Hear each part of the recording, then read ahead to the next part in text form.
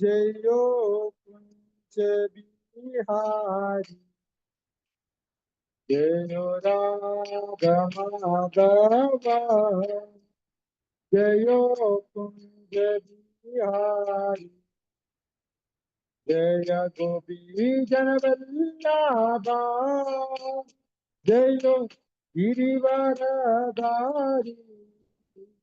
जयो गिरिवरधारी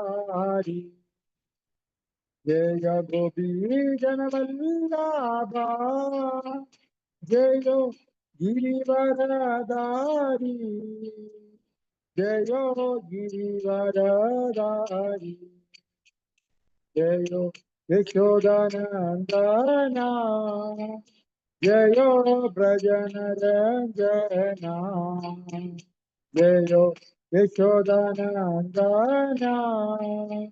जयो ब्रजन रंजना जयो यमुना तीरवनचारी जयो कुंज बिहारी जयो यमुना तीरवनचारी जयो कुंज बिहारी हरे कृष्णा कृष्णा कृष्णा हरे हरे हरे राम राम राम हरे हरे हरे कृष्णा कृष्णा कृष्णा हरे हरे हरे राम राम राम हरे हरे हरे कृष्णा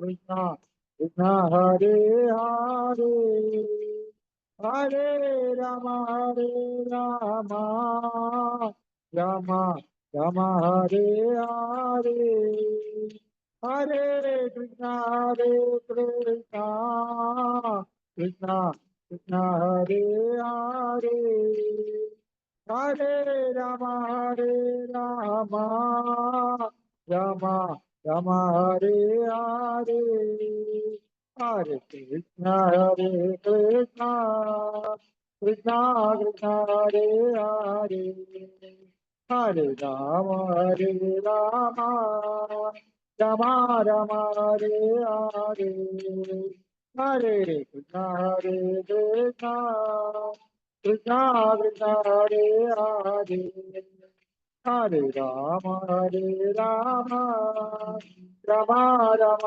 हरे हरे जयो जगन्नाथ जयो जगन्नाथ बलदेवा जय सुभद्रमयि जयो जगन्नाथ जयो जगन्नाथ बलदेवा जय सुभद्रमयि जय कृष्ण बलराम जय कृष्ण बलराम कृष्ण बलराम जय कृष्ण बलराम जय कृष्ण बलराम जय कृष्ण बलराम कृष्ण बलराम जय कृष्ण बलराम जय गौरानिदा जय गौरानिदा गौरानिदा जय गौरानिदा जय गौरानिदा जय गौरानिदा गौरानिदा जय गौरानिदा जय पंचतत्वा जय पंचतत्वा पंचतत्वा जय पंचतत्वा जय पंचतत्वा जय पंचतत्वा पंचतत्वा जय पंचतत्वा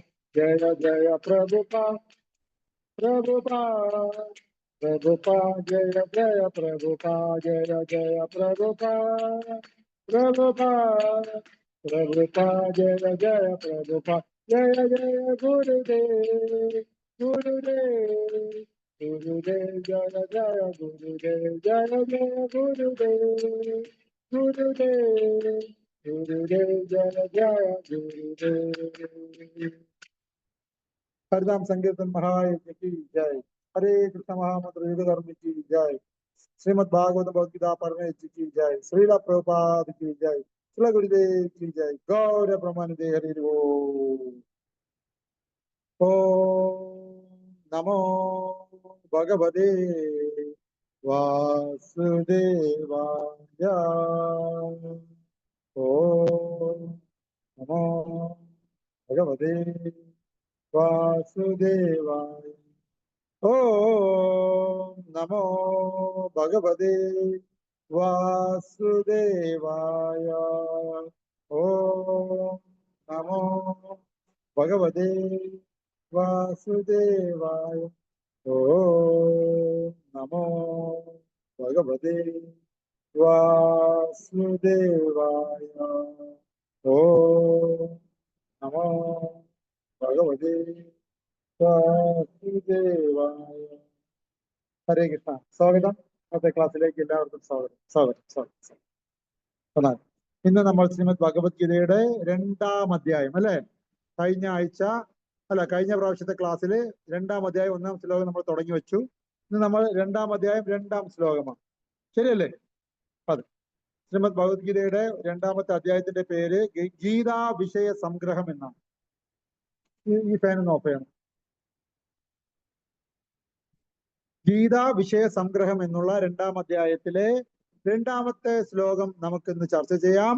എല്ലാ ഭക്തജനങ്ങൾക്കും ഹൃദയപൂർവ്വം ആത്മാർത്ഥമായി ഇന്നത്തെ ക്ലാസ്സിലേക്ക് സ്വാഗതം ചെയ്യും. ശ്ലോകം വായിക്കാം. ഭക്തന്മാരായിട്ട് പറയുക. ശ്രീ ഭഗവാനുവാച. ശ്രീ ഭഗവാനുവാച. കുതസ്ഥ കശ്മലമിദ കുതസ്ഥ കശ്മലമിദ വിഷമേ സമുപസ്ഥിത വിഷമേ സമുപസ്ഥിത അനാര്യജുഷ്ടമസ്വർഗ്യ അനാര്യജുഷ്ടമസ്വർഗ്യ മകീർത്തികരമർജുന മകീർത്തികരമർജുന. ശ്രീ ഭഗവാനുവാച. ശ്രീ ഭഗവാനുവാച. കുതസ്ഥോ കശ്മലമിദ കുതസ്ഥോ കശ്മലമിദ വിഷമേ സമുപസ്ഥിത വിഷമേ സമുപസ്ഥിത അനാര്യജുഷ്ടമസ്വർഗ്യ അനാര്യജുഷ്ടമസ്വർഗ്യ അകീർത്തികരമർജുന അകീർത്തികരമർജുന. ശ്രീ ഭഗവാനുവാച. കുതസ്ഥ കശ്മലമിദ വിഷമേ സമുപസ്ഥിത അനാര്യജുഷ്ടമസ്വർഗ്യ അകീർത്തികരമർജുന. ഒരാൾ വായിക്കണം.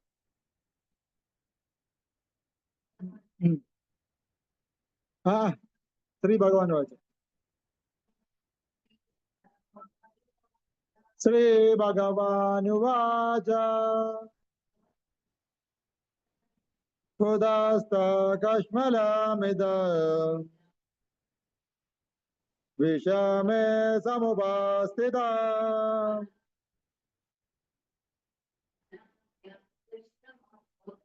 അനാര്യജുഷ്ടമസ്വർഗ്യ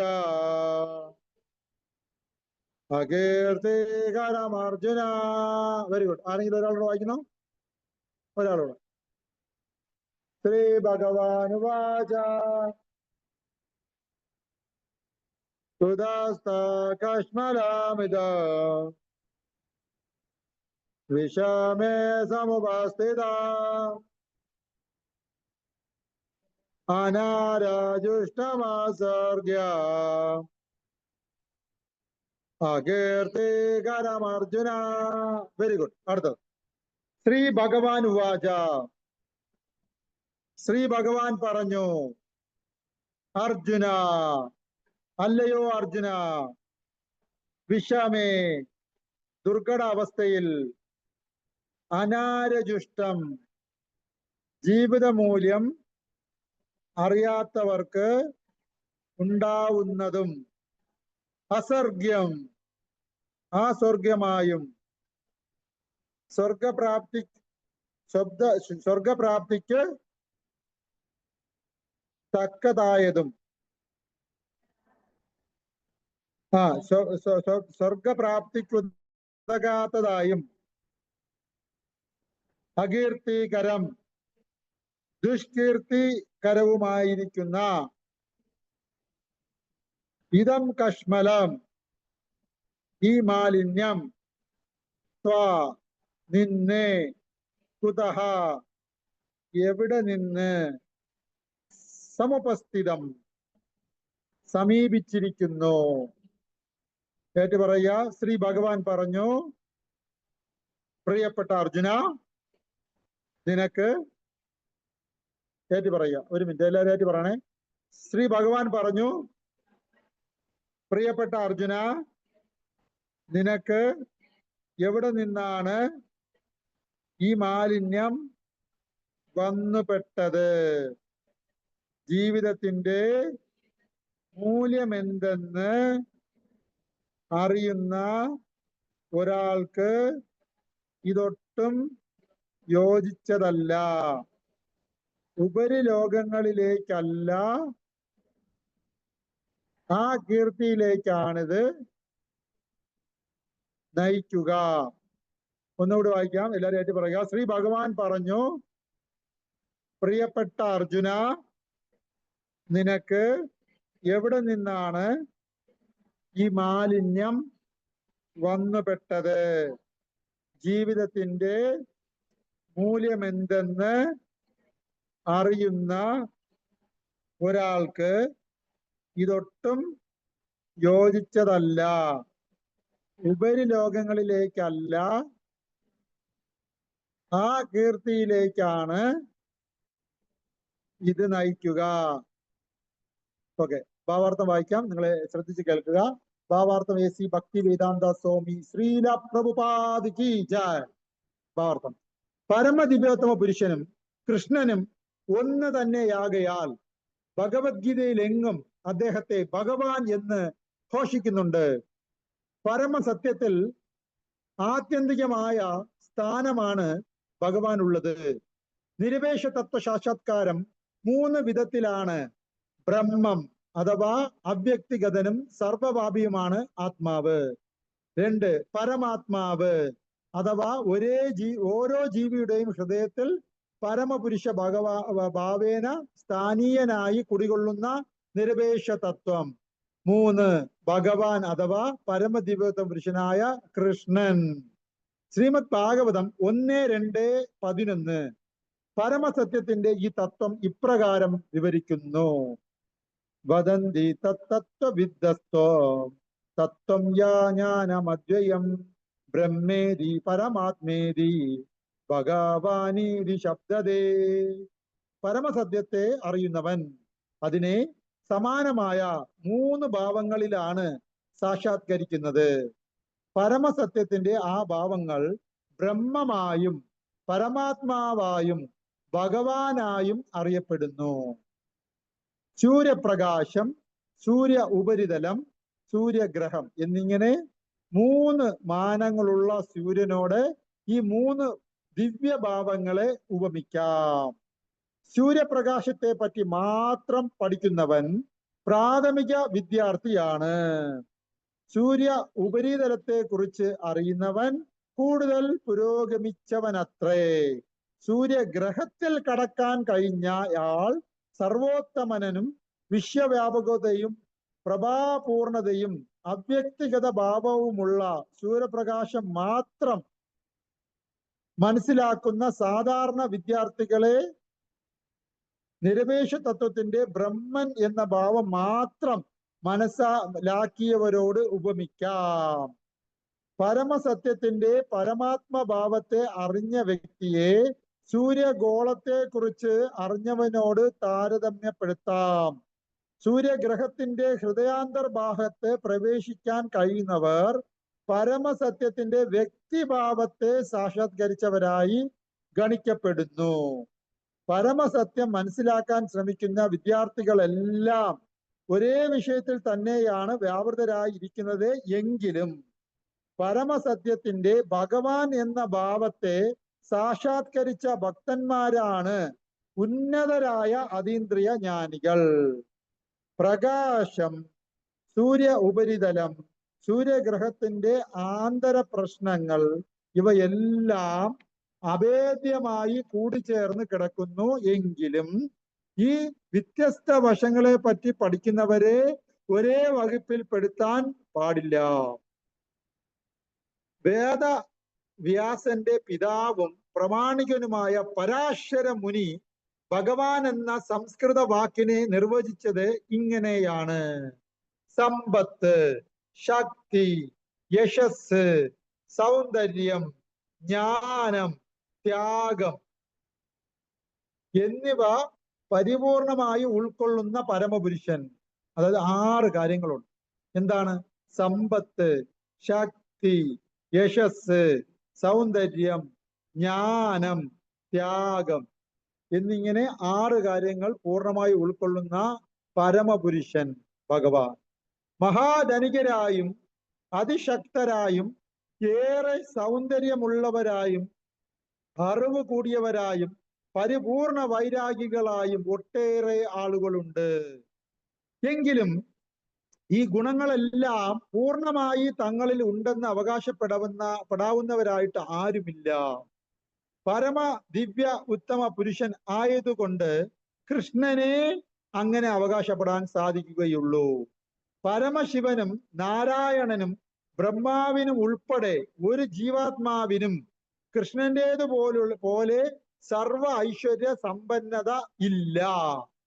അതുകൊണ്ടാണ് ബ്രഹ്മസംഹിതയിൽ ബ്രഹ്മാവ് തന്നെ കൃഷ്ണനാണ് പരമ ദിവ്യ ഉത്തമ പുരുഷൻ എന്ന് ഊന്നി പറയുന്നത്.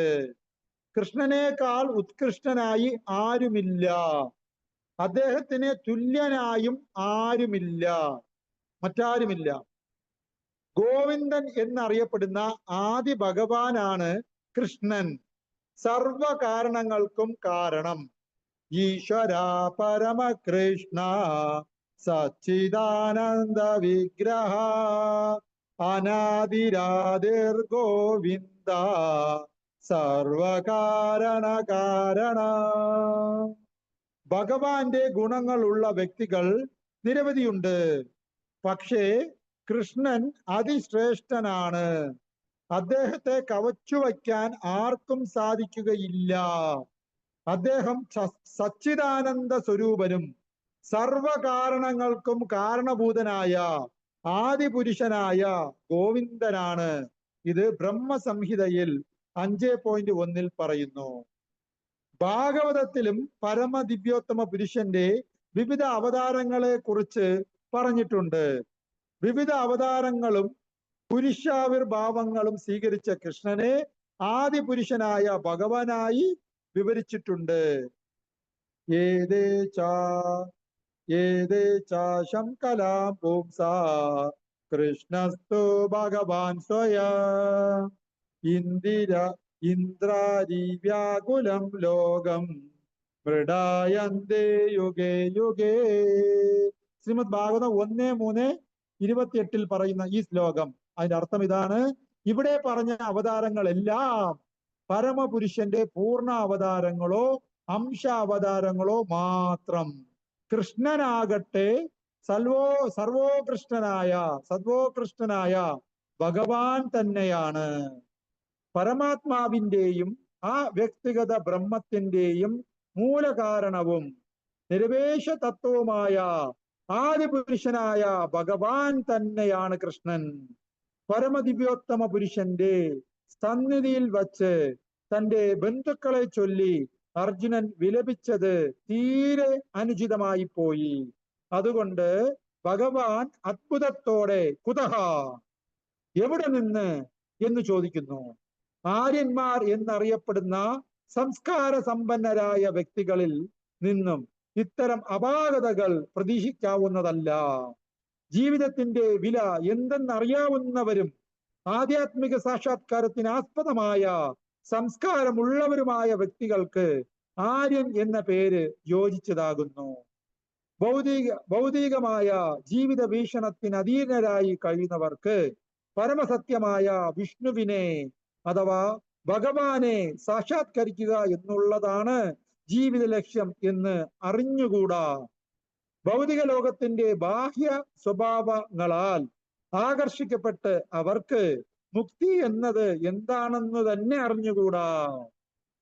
ഭൗതിക ബന്ധനങ്ങളിൽ നിന്ന് മോചിതരാകുവാൻ അറിയാത്തവനെ അനാര്യൻ എന്ന് വിളിക്കുന്നു.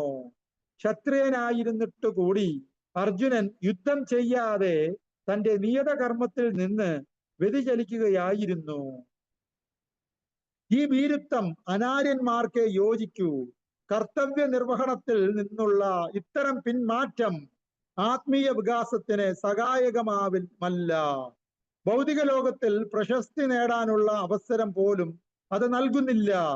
സ്വജനങ്ങളോടുള്ള സഹതാപം എന്ന് പറയപ്പെടുന്ന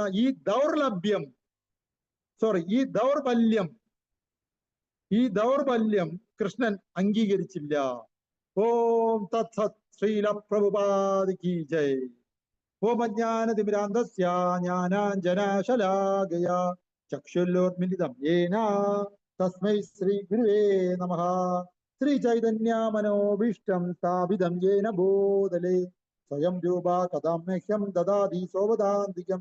വന്ദേഹം ശ്രീഗുരോ ശ്രീദപാദകമലം ശ്രീഗുരുൻ വൈഷ്ണവാം ച ശ്രീരൂപം സാഗ്രജാതം സഗഗണ രഘുനാനിതം തം സജീവം സാദ്വൈതം സാവധൂതം പരിജന സഹിതം കൃഷ്ണ ചൈതന്യദേവം ശ്രീ രാധാകൃഷ്ണപാദാൻ സഹന ലളിത ശ്രീ വിശാഹാനിതാം ച. ഹേ കൃഷ്ണ കരുണാ സിന്ധോ ദീനബന്ധോ ജഗത്പദേ ഗോപേശ ഗോപിയ കാന്ത രാധാ കാന്ത നമസ്തുതേ. സപ്തകാഞ്ചന ഗൗരാംഗി രാധേ വൃന്ദാവനേശ്വരി വൃഷഭാനുസുതേ ദേവി പ്രണമാമി ഹരി പ്രിയേ. നമോ മഹാവദന്യായ കൃഷ്ണ പ്രേമ പ്രദായതേ കൃഷ്ണായ കൃഷ്ണ ചൈതന്യ നാമ്നേ ഗൗർദിശേ നമഃ. നമോ ബ്രാഹ്മണ ദേവായ ഗോബ്രാഹ്മണ ഹിതായ ച ജഗദ്ഗിതായ കൃഷ്ണായ ഗോവിന്ദായ നമോ നമഃ. പാഞ്ചാകൽപതരൂപേക്ഷ കൃപാ സിന്ധുവേവ ച പതിതാനാം പാവനേഭോ വൈഷ്ണവേഭോ നമോ നമഃ. നമോ വിഷ്ണുപാദായ കൃഷ്ണപ്രഷ്ടായ ഭൂതലേ ശ്രീമദേ ഭക്തിവേദാന്ത സ്വാമിനിധി നാമിനേ. നമസ്തേ സരസ്വതി ദേവേ ഗൗരവാണി പ്രചാരിണേ നിർവിശേഷ ശൂന്യവാദി പാശ്ചാത്യദേശതാരിണേ. ജയ ശ്രീ കൃഷ്ണ ചൈതന്യ പ്രഭോ നിത്യാനന്ദ ശ്രീ അദ്വൈത ഗദാധര ശ്രീവാസാദി ഗൗരഭക്തവൃന്ദ. ഹരേ കൃഷ്ണ കൃഷ്ണ കൃഷ്ണ ഹരേ ഹരേ ഹരേ രാമ രാമ രാമ ഹരേ ഹരേ. നമോ ഓം സുധായ കൃഷ്ണ പ്രഷ്ടായ ബുധരേ ശ്രീമദേ മഹാവിഷ്ണു ഗോത്താം നമാമി മൂർധന്യ ചരണാരവിന്ദേ ശ്രീ ഭാഗവത പദ സുമേധസേ പ്രചാരണേ ലോകതാരണേ ശ്രീല മഹാവിഷ്ണു ഗോസ്വാമി നാമിനെ.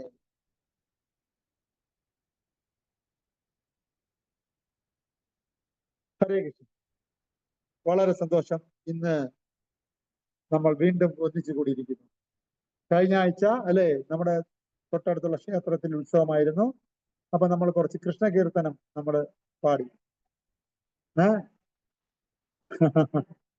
നന്ദി, വളരെ സന്തോഷം. കൃഷ്ണ കീർത്തനങ്ങളാണ് നമ്മൾ പാടിയത്. അതുകൊണ്ട് കഴിഞ്ഞ ആഴ്ച ക്ലാസ് ഉണ്ടായിരുന്നില്ല, കീർത്തനം മാത്രമേ ഉണ്ടായിരുന്നുള്ളൂ. അപ്പൊ ഇന്ന് നമ്മൾ ശ്രീമദ് ഭഗവത്ഗീതയുടെ അടുത്ത ശ്ലോകത്തിലേക്ക് പോകുന്നു. ഭഗവത്ഗീത 2-ാം അധ്യായത്തിലേക്ക് എത്തിയിരിക്കുന്നു എന്നുള്ള ഒരു സന്തോഷ വാർത്ത നമ്മൾ പങ്കുവയ്ക്കുന്നു അല്ലെ. കഴിഞ്ഞ ഒരു വർഷം കൊണ്ട് അല്ലെ, ഫലത്തിൽ ഒരു വർഷത്തോളമായി അല്ലെ ഇവിടെ ക്ലാസ് തുടങ്ങിയിട്ട് ആയെന്ന് തോന്നുന്നു അല്ലെ. നമുക്കൊരു ആനിവേഴ്സറി പ്രോഗ്രാം കൊണ്ടാടണം കേട്ടോ ഇവിടെ ഒരു വർഷം ആയതിന്റെ.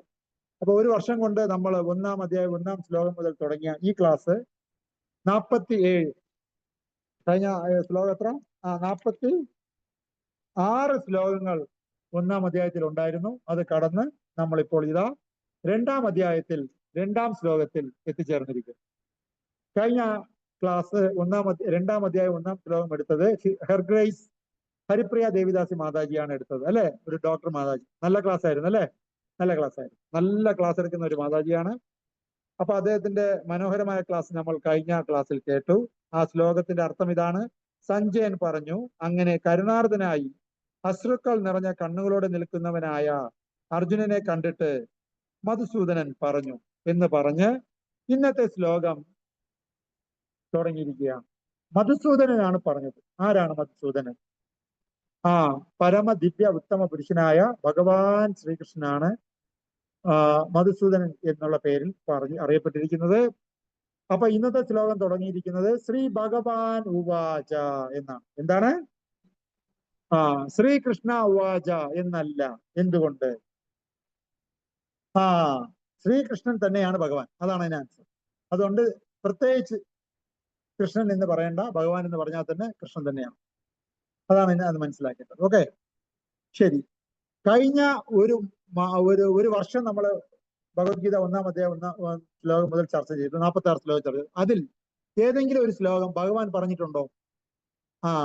അതാണ് ഇന്നാണ് ആദ്യമായി കൃഷ്ണൻ സംസാരിക്കുന്നത്.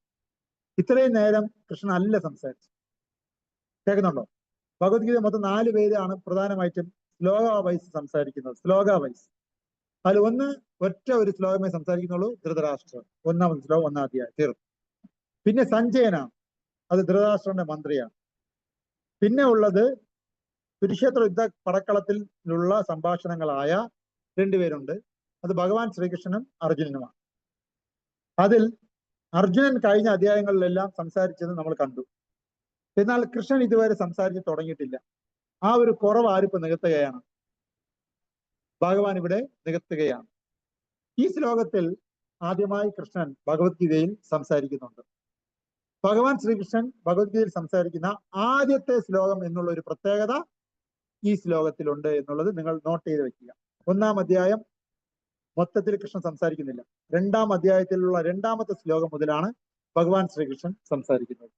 അപ്പോൾ ഭഗവാൻ എന്താണ് പറഞ്ഞത്? പരമ ദിവ്യ ഉത്തമ പുരുഷനായ ഭഗവാൻ ശ്രീകൃഷ്ണൻ എന്ത് പറഞ്ഞു എന്ന് നോക്കുകയാണെങ്കിൽ, ഭഗവാൻ ശ്രീകൃഷ്ണൻ പറഞ്ഞത്, പ്രിയപ്പെട്ട അർജുന, നിനക്ക് എവിടെ നിന്നാണ് ഈ മാലിന്യം വന്നുപെട്ടത്? എന്താണ് അതിന് കാരണം? കഴിഞ്ഞ അധ്യായത്തിൽ അദ്ദേഹം കണ്ടു നമ്മൾ വിഷമിച്ച് യുദ്ധം ചെയ്യുന്നില്ല എന്നുള്ള തീരുമാനത്തോടു കൂടി അവിടെ അദ്ദേഹം വില്ലും ശരവും എല്ലാം ഉപേക്ഷിച്ച് ഇരിപ്പാൻ. അതിനെയാണ് കർത്തവ്യ നിർവഹണത്തിൽ നിന്ന് പിന്മാറിയതിനെയാണ് ഇവിടെ എന്ത് പറഞ്ഞിരിക്കുന്നത്? മാലിന്യം, എവിടെ നിന്നാണ് നിനക്ക് ഈ മാലിന്യം വന്നുപെട്ടത് എന്ന് ചോദിച്ചു. ജീവിതത്തിന്റെ മൂല്യം എന്തെന്ന് അറിയാവുന്ന ഒരാൾക്ക് ഇതൊട്ട് ചോദിച്ചതല്ല. അപ്പൊ ആർക്കാവാം? ജീവിതത്തിന്റെ മൂല്യം എന്തെന്ന് അറിഞ്ഞാത്തവർക്ക് ഇതൊക്കെ ആവാം. അറിയാവുന്നവർ ഇങ്ങനെ അലസമായി കർത്തവ്യ നിർവഹണത്തിൽ നിന്ന് പിന്നോട്ട് പോകരുത്. നമുക്ക് അപ്പൊ ഏതാവണമാണ് നമുക്ക് ബെസ്റ്റ്? ജീവിതത്തിന്റെ മൂല്യം എന്തെന്ന് അറിഞ്ഞൂടാതെ സുഖമായിട്ട് അലസമായിട്ട് ജീവിക്കാം ആണോ? എന്നാണോ അതിനർത്ഥം? അങ്ങനെ അല്ലെങ്കിൽ ചെയ്യാൻ പാടില്ല. ജീവിതത്തിന്റെ മൂല്യം എന്തെന്ന് അറിയാവുന്ന ഒരു വ്യക്തി ഒരിക്കലും കർത്തവ്യ നിർവഹണത്തിൽ നിന്ന് പിന്മാറരുത്. അവർ അറ്റ് എനി കോസ്റ്റ് അവരത് ചെയ്യണം എന്നാണ് ഇന്നത്തെ ശ്ലോകത്തിൽ ഭഗവാൻ ശ്രീകൃഷ്ണൻ തുടക്കത്തിൽ തന്നെ പറഞ്ഞിരിക്കുന്നത്. ഇതൊട്ടും യോജിച്ചതല്ല. ഉപരിലോകങ്ങളിലേക്കല്ല, ആ കീർത്തിയിലേക്കാണ് നിന്നെ ഇത് നയിക്കുന്നത്. സ്വന്തം കർത്തവ്യ നിർവഹണത്തിൽ വീഴ്ച വരുത്തുന്ന ഒരാൾക്ക് എന്ത് ഫേസ് ചെയ്യേണ്ടി വരുമെന്ന് മനസ്സിലാക്കാം. ഈ ലോകത്തിൽ അകീർത്തി. എന്താ അകീർത്തി എന്ന് പറഞ്ഞാൽ? എന്താ കീർത്തി എന്ന് പറഞ്ഞാൽ? എന്താണ് കീർത്തി എന്ന് പറഞ്ഞാൽ? എല്ലാവരും നമ്മളെ കുറിച്ച് നല്ലത് പറയും. അകീർത്തി എന്ന് പറഞ്ഞാൽ എന്താ? എല്ലാവരും നമ്മളെ കുറിച്ച് മോശം പറയും. എന്താണ് ആ മോശം? സ്വന്തം കാര്യങ്ങൾ ചെയ്യാൻ അറിഞ്ഞൂടാത്തവൻ, സ്വന്തം കർത്തവ്യ നിർവഹണത്തിൽ നിന്ന് പിന്മാറിയവൻ, സ്വന്തം ഉത്തരവാദിത്തങ്ങളിൽ നിന്നും ഒളിച്ചോടിയവൻ, മനസ്സിലായോ? എന്നുള്ള പേര് നല്ല പേരാണോ? നല്ല പേരാണോ? വീട്ടില് നമ്മൾ ഗൃഹസ്ഥന്മാരാണെങ്കിൽ വീട്ടിൽ ചെലവ് നമ്മൾ കൊടുക്കുന്നില്ല, ആണുങ്ങൾ കൊടുക്കുന്നില്ല. അപ്പൊ അദ്ദേഹം കറക്റ്റ് ട്രാക്കിലാണോ? കറക്റ്റ് ട്രാക്കിലാണോ? ജീവിതത്തിന്റെ മൂല്യം എന്തെന്ന് അറിയാവുന്ന ഒരു വ്യക്തിക്ക് എന്തറിയാം? എന്റെ ജോലി എന്താണ്, എന്റെ കർത്തവ്യം എന്താണ് എന്ന് അറിയാം. മൂല്യം എന്ന് അറിഞ്ഞൂടാത്ത ആളെ എന്ത് ചെയ്യും? സുഖമായിട്ട് കിടന്ന് ഉറങ്ങും. ആണോ അല്ലയോ? അത് ശരിയാണോ? അങ്ങനെയുള്ള ആൾക്കാർ നാട്ടുകാരെന്ത് പറയും? ഒരു ജോലി കൂലി ഇല്ലാതെ ഇതാ വീട്ടിനകത്ത് അടയിരിക്കും. പറയോ പറയില്ലേ? അപ്പൊ അത് കീർത്തിയാണോ അകീർത്തിയാണോ? അത്രയേ ഉള്ളൂ. അതേ കൃഷ്ണൻ പറഞ്ഞു. അവരവരുടെ കർത്തവ്യം നിർവഹിക്കാതെ വീട്ടിൽ അടയിരിക്കുന്ന വ്യക്തിയെ, അലസത ബാധിച്ചിരിക്കുന്ന വ്യക്തിയെ, കുഴിമടിയനായിരിക്കുന്ന വ്യക്തിയെ ഭഗവാൻ ഇവിടെ വ്യക്തമായി പറഞ്ഞിട്ടുണ്ട്. അവർക്ക് എന്താണ് വെയിറ്റ് ചെയ്യുന്നത് ഈ ലോകത്തിൽ? അകീർത്തി. കീർത്തിയല്ല. എന്താ? അകീർത്തി. അത് നല്ലതാണോ? നമ്മൾ ജീവിച്ചിരിക്കുന്ന കുറെ കാലഘട്ടത്തില് നമ്മുടെ ഡ്യൂട്ടി കറക്റ്റായിട്ട് നിർവഹിച്ചു എന്നുള്ള സൽപ്പേര് സമ്പാദിക്കുകയാണ് ഒരു മനുഷ്യൻ ചെയ്യേണ്ടത്. ആണല്ലയോ? അതേസമയം സ്വന്തം വ്യക്തിത്വത്തിൽ, സ്വന്തം ജീവിതത്തിന്റെ ലക്ഷ്യത്തിൽ നിന്ന് അറിഞ്ഞൂടാതെ, ജീവിതത്തിന്റെ മൂല്യം അറിഞ്ഞൂടാതെ കണ്ണടച്ച് ഇരുട്ടാക്കിയിട്ട്, എന്താ? കണ്ണടച്ച് ഇരുട്ടാക്കിയിട്ട് എനിക്ക് ഒന്നും ബാധകമല്ല എന്ന് പറയുന്ന ആളിനെ എന്താണ് പറയേണ്ടത്? ഉത്തരവാദിത്തത്തിൽ നിന്ന് ഒളിച്ചോടുന്ന എന്നാണ് പറയേണ്ടത്. ഇരുട്ടെന്ന് പറയുന്നത് തെറ്റല്ല. പക്ഷെ കണ്ണടച്ചിട്ട് എന്റെ ചുറ്റും ഇരുട്ടാണെന്ന് പറയുന്നത് ശരിയാണോ? മനസ്സിലായോ? യഥാർത്ഥത്തിൽ ഇരുട്ടാണെന്ന് പറയാം. പക്ഷെ കണ്ണടച്ചിട്ട് മൊത്തം ഇരുട്ടാണെന്ന് പറയുന്നത് ശരിയാണോ? ശരിയാണോ? നമ്മൾ പലരും അങ്ങനെയാണ്. കണ്ണടച്ചിട്ട് പറയും മൊത്തം ഇരുട്ടാണെന്ന് പറയും. ഭഗവാൻ കണ്ണുകൾ തന്നിരിക്കുന്നത് തുറന്നു നോക്കാനാണ്, കണ്ണടച്ച് ഇരുട്ടാക്കാനല്ല. നമുക്ക് ഭഗവാൻ ശരീരം തന്നിരിക്കുന്നത്, ആരോഗ്യം തന്നിരിക്കുന്നത്, ആയുസ് തന്നിരിക്കുന്നത്, വിദ്യാഭ്യാസം തന്നിരിക്കുന്നത്, വിവരം തന്നിരിക്കുന്നത്, ബൈക്ക് തന്നിരിക്കുന്നത്, വീട് തന്നിരിക്കുന്നത്, ആരോഗ്യം തന്നിരിക്കുന്നത്, ഭാര്യയെ തന്നിരിക്കുന്നത്, മക്കളെ തന്നിരിക്കുന്നത്, അച്ഛനെ തന്നിരിക്കുന്നത്, അമ്മയെ തന്നിരിക്കുന്നത് എല്ലാം ഒരു കർത്തവ്യ നിർവഹണത്തിന് വേണ്ടിയാണ്. അല്ലാതെ ഇങ്ങോട്ടെല്ലാം വാങ്ങിച്ചിട്ട് അങ്ങോട്ടൊന്നും കൊടുക്കാതെ ഇരിക്കാനല്ല. മനസ്സിലായോ? ഇങ്ങോട്ടുണ്ടെങ്കിൽ അങ്ങോട്ടും കൊടുക്കണം. നമ്മൾ കേട്ടിട്ടില്ലേ? Give respect and take respect എന്നാണ്. ആദ്യം take respect and give respect എന്ന് എവിടെയും കേട്ടിട്ടുണ്ടോ? Take respect and give respect കേട്ടിട്ടുണ്ടോ? ഇല്ല. പറഞ്ഞു മനസ്സിലായോ? അപ്പൊ നമ്മൾ ചെയ്യേണ്ടത് എന്താണെന്ന് ഇന്നത്തെ ശ്ലോകത്തിൽ വ്യക്തമായി കൃഷ്ണൻ പറഞ്ഞിരിക്കുന്നു. എന്താണ്? നമ്മുടെ ഉത്തരവാദിത്യം നമ്മൾ ചെയ്യണം. അതിൽ നിന്നും കണ്ണടച്ചിരുട്ടാക്കരുത്. എന്തടച്ചിരുട്ടാക്കരുത്? ആരോഗ്യമുണ്ട് എന്നാൽ ആരോഗ്യം പ്രയോജനപ്പെടുത്തുന്നില്ല. അപ്പൊ അത് കണ്ണടച്ചിരുട്ടാക്കലാണോ? ആണോ അല്ലയോ? യുദ്ധത്തിന്റെ ക്യാപ്റ്റനാണ്. ഇതാ യുദ്ധത്തിന്റെ ക്യാപ്റ്റൻ. അപ്പൊ ആ യുദ്ധത്തിന്റെ ക്യാപ്റ്റൻ വെറുതെ ആവൂല. പകരം ആ യുദ്ധത്തിന്റെ ക്യാപ്റ്റൻ ആവാൻ വേണ്ടി ആ ഗവൺമെന്റ് അദ്ദേഹത്തിന് നല്ല ട്രെയിനിങ് കൊടുത്തിട്ടുണ്ട്. ആണല്ലയോ? ആ ട്രെയിനിങ്ങിന് പൈസ ചിലവാക്കിയിട്ടുണ്ട്, എഫോർട്ട് ഇട്ടിട്ടുണ്ട്. ആണല്ലയോ? ഒരുപാട് പ്രതീക്ഷ വച്ചിട്ടുണ്ട്. ആണല്ലോ? അങ്ങനെയാണ് നമുക്ക് ആ ട്രെയിനിങ് എല്ലാം നൽകി ഇപ്പൊ ഒരു ടീമിന്റെ ക്യാപ്റ്റനാക്കി നിർത്തിയിരിക്കുന്നു. അവിടെ കണ്ണടച്ച് ഇരുട്ടാക്കി യുദ്ധമുഖത്ത് നിന്ന് പിന്മാറി പോകുന്നത് ശരിയാണോ? കാരണം എന്ത്? നമ്മളെ വിശ്വസിച്ച ഒരു ടീമും കൂടെ നമ്മുടെ പുറകെ വന്നിട്ടുണ്ട്. അപ്പൊ ഫ്രണ്ടിൽ നിന്ന് നയിക്കേണ്ട ആള് പിന്മാറി പോയാൽ ആര് വഴിയാതരമായി പോകും? ആ ടീം വഴിയാതരമായി പോകും. ആണോ അല്ലയോ? അതേപോലെ നമുക്കും ഒരു ടീമില്ലേ? ആലോചിച്ച് നോക്ക്. നമുക്കൊരു ടീമുണ്ട്. നമ്മൾ കല്യാണം കഴിച്ച വ്യക്തിയാണെങ്കിൽ ഭാര്യ നമ്മുടെ ടീമാണ്, മക്കള് നമ്മുടെ ടീമാണ്. ഇത്രയും കാലം നമ്മളെ വളർത്തിയ അച്ഛനും അമ്മയും ഇപ്പൊ ആരോഗ്യം ക്ഷയിച്ചിരിക്കുകയാണ്. അവരും നമ്മുടെ ടീമാണ്. ഡിപ്പെൻഡൻസ് ആണ് ഇവരെല്ലാം നമ്മുടെ ടീമാണെന്ന് പറയാൻ കാരണം എന്ത്? ഇവരെല്ലാം നമ്മുടെ ഡിപ്പെൻഡൻസ് ആണ്. എന്താണ്? ഇവരെല്ലാം നമ്മുടെ ഡിപ്പെൻഡൻസ് ആണ്. അവര് നമ്മളെ ഡിപ്പെൻഡ് ചെയ്യുന്ന സമയത്ത് നമ്മൾ അവരെ ഡിപ്പെൻഡ് ആവാൻ പാടുണ്ടോ? അതിനെയാണ് ഭാരം എന്ന് പറയുന്നത്. എന്ത് പറയുന്നത്? അതാവരുത്.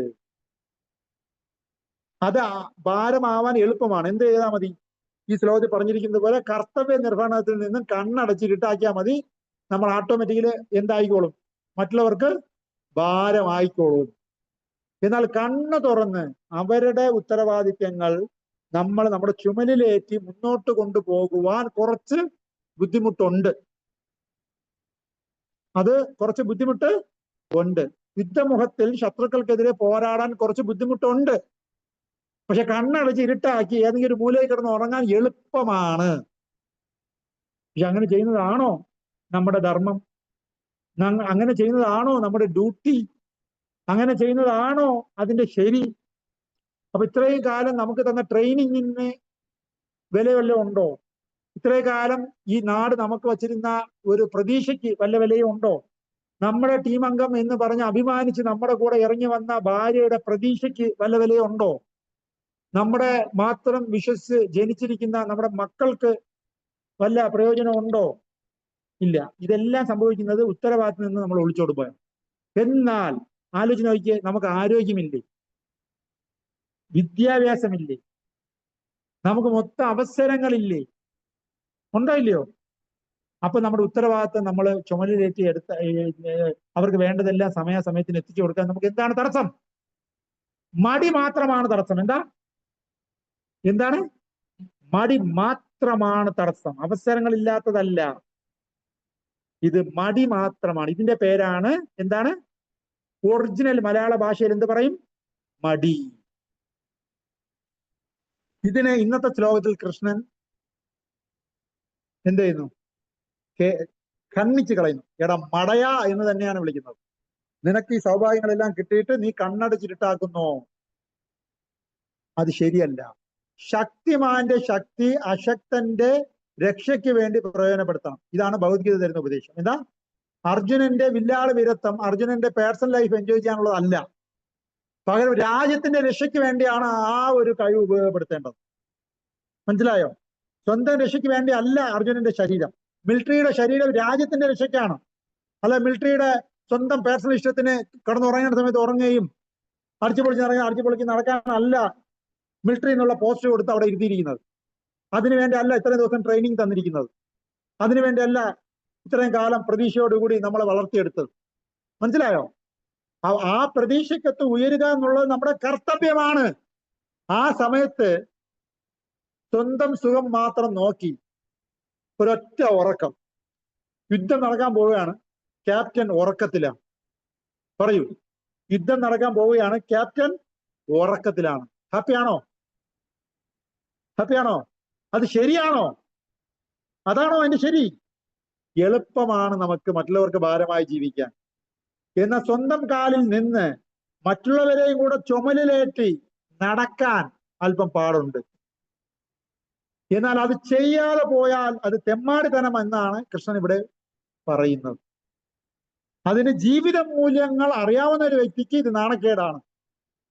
ജീവിത മൂല്യം അറിയാതിരുന്നാൽ പോരെ എന്നാണ് നമ്മൾ ചിന്തിക്കുന്നത്. ഒന്നും അറിയണ്ടല്ലോ. ഈ വെള്ളമടിക്കാരന്മാരുടെ മൈൻഡ് സെറ്റ് ശ്രദ്ധിച്ചിട്ടുണ്ടോ? എനിക്കൊന്നും അറിയണ്ട, ആരെ കൊന്നെങ്കിലും കുറച്ച് വെള്ളം അടിച്ച് എവിടെ കിടന്നാലും കുഴപ്പമില്ല, എവിടെ ഓടയിൽ കിടന്നാലും കുഴപ്പമില്ല, ഹാപ്പിയാണ്. അദ്ദേഹം ഹാപ്പിയാണ്. എന്നാൽ അദ്ദേഹത്തിന്റെ ആ ഹാപ്പിനെസ്, ഈ വൃത്തികെട്ട ഈ ഹാപ്പിനെസ് എത്ര പേർക്കാണ് ബുദ്ധിമുട്ടെന്ന് ആലോചിച്ച് നോക്കണം. അത് ശരിയായ ജീവിതത്തിന്റെ മൂല്യമെന്ന് അറിയാവുന്ന ആളിന്റെ ശരിയായ ഒരു നടപടിക്രമങ്ങളാണോ അത്? അല്ല.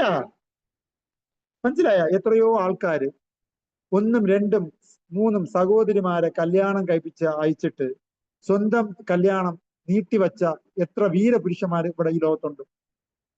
ആണോ അല്ലയോ? സഹോദരിമാരായി 3-4 സഹോദരിമാരുണ്ട്. ഒറ്റ ആണെന്ന് അച്ഛന് ആരോഗ്യം ക്ഷയിച്ചു, പെട്ടെന്ന് മരിച്ചുപോയി. ഇനി വീട്ടിലെ കാര്യം ആരും നോക്കാനില്ല. അദ്ദേഹം ഒറ്റയ്ക്ക് ഓടി നടന്ന് കഷ്ടപ്പെട്ട് പൈസ ഉണ്ടാക്കി ഒരു സഹോദരിയെ നല്ല രീതിയിൽ കല്യാണം കഴിച്ചയച്ചു.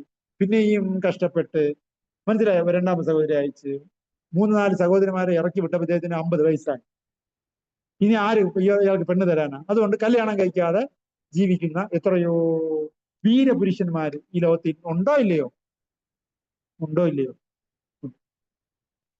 അത് കർത്തവ്യ നിർവഹണമാണ്. അദ്ദേഹത്തിന് വേണമെങ്കിൽ നിന്നെ സൃഷ്ടിച്ചത് ഞാനല്ല, എന്റെ അച്ഛനാണ്, അതുകൊണ്ട് എനിക്ക് ഒരു ഉത്തരവാദിത്വമില്ല എന്ന് പറഞ്ഞ് അങ്ങേർക്ക് വേണമെങ്കിൽ മുങ്ങാമായിരുന്നു അവിടെ നിന്ന്, അല്ലേ? 4 സഹോദരിമാരെ ചുമക്കാൻ വയ്യ, സൗകര്യമില്ല, അതുകൊണ്ട് എനിക്ക് എന്റെ കാര്യം മാത്രം നോക്കിയാൽ മതി എന്ന് പറഞ്ഞ് ഒരു പെണ്ണിനെ കല്യാണം കഴിച്ച് സ്വന്തമായിട്ട് ഇതെന്നൊക്കെ മാറി താമസിക്കുന്ന മോശം ആമ്പിളരും ഈ ലോകത്തില്ലേ? അതുകൊണ്ട് ചോയ്സ് നമ്മുടെ കയ്യിലാണ്. പക്ഷേ ജീവിതത്തിന്റെ മൂല്യം എന്തെന്ന് അറിയാവുന്ന ആൾ എന്താണ് ചെയ്യേണ്ടത്? അവിടെ ഒരു തണലായിട്ട് സഹോദരിമാർക്ക് നിൽക്കുകയല്ലേ വേണ്ടത്? ശരിയല്ലേ? എന്നിട്ട് സ്വന്തം കാര്യം നോക്കുന്നതിന് പറ്റില്ല. ശരിയല്ലേ? അപ്പൊ ഇതാണ്. അപ്പൊ എളുപ്പ വഴി എന്താണെന്ന് ചോദിച്ചാൽ, കേൾക്കുന്നുണ്ടോ? കംസൻ ചെയ്തതാണ് എളുപ്പ വഴി.